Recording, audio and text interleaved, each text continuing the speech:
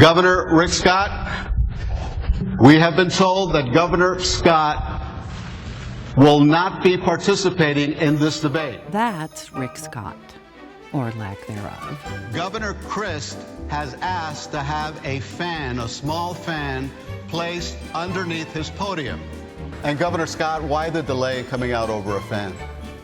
Well, I waited until we figured out if he was going to show up. He said he wasn't going to come to the. He said he was going to come to the debate. Now that's Rick Scott.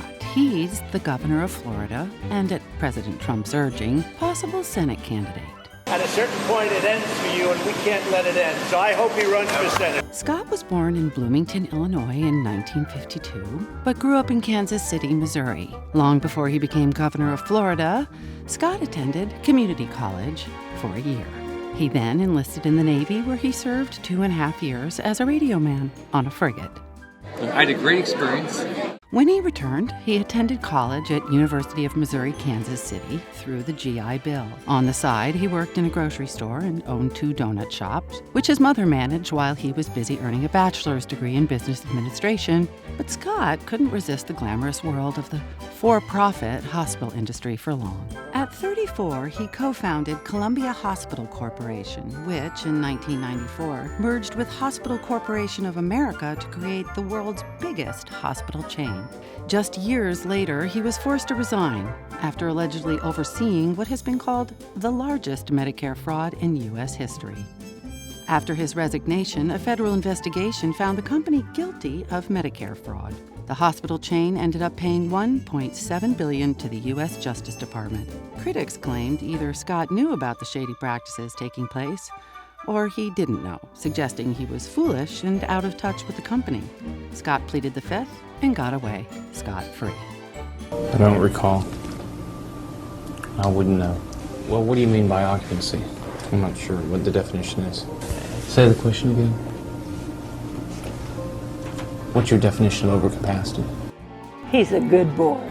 As governor, he didn't support Medicaid expansion, leaving hundreds of thousands of Floridians without coverage. He was pressed on the subject at a Starbucks. You cut Medicaid, so I couldn't get Obamacare. You're an asshole! During his tenure, he was also caught using private email, hiding communication from the public. They have discovered new emails.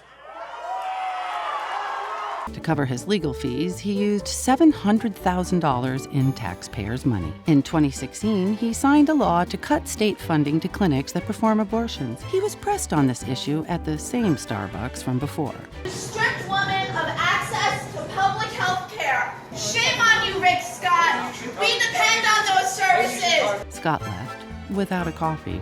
He's skeptical about man-made climate change and has reportedly even gone as far as barring employees for using the phrase. According to a Rolling Stone article, when scientists scored an interview with Scott to discuss climate change, the scientist stated that he just sat there and stared at us with lizard eyes. And then Hurricane Irma hit, and it brought to light Rick Scott's relationship with the climate. He had a record of contributing $0 to Miami Beach's $400 million plan to improve storm drainage, and he took more than $1 million from big utility who moved to stop solar power rooftops. Scott's predecessor signed an executive order to reduce greenhouse gas emissions and mandated for more energy-efficient building codes, but when Scott took office, he dismantled that order. Before Hurricane Irma hit, Scott gave out his personal cell phone to Florida's nursing homes and assisted living facilities. He told them to call if they experienced any problems, and they did.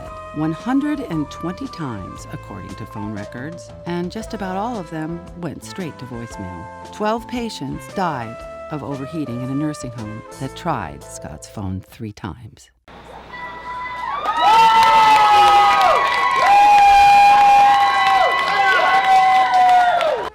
With the president's help, Scott, if he decides to run for Senate, could unseat Democratic Senator Bill Nelson. We need a president who is politically incorrect and will tell it like it is. In 2014, the NRA noted that Scott had signed more pro-gun bills into law in one term than any other governor in Florida history, earning him an A+ grade from the organization. Well, that rating could go down drastically, though. Scott has since signed the Marjorie Stoneman Douglas High School Public Safety Act, a bill sparked by the Parkland shooting. The bill will raise the age limit to purchase a weapon from 18 to 21, will require a 3-day waiting period for purchases, and will ban bump stocks. While the bill toughens gun restrictions in many ways, it allows some teachers to be armed if both the local school district and sheriff's department agree, and it fails to address the demand of many survivors for a ban on assault weapons. Student activists from Stoneman Douglas called the move a baby step. A big demand from the survivors of the Parkland shooting was to ban AR-15s, which Scott's bill does not do. I think rather than ban specific weapons, we need to ban specific people from having any weapon. If only Scott's stance on guns was as strong as his stance on fans.